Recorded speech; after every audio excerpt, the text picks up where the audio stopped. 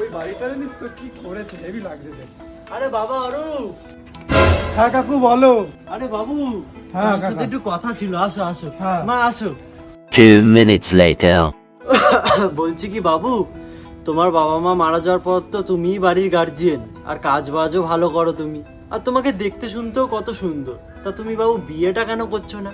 না কাকু, এত তাড়াতাড়ি আমি কি করে বিয়ে করে নেবো, আগে আমার ছোট বোনের বিয়েটা দিই। হ্যাঁ, এই ব্যাপারেই আমি তোমার সাথে একটু কথা বলতে চাই। মানে কাকু বুঝলাম না ব্যাপারটা।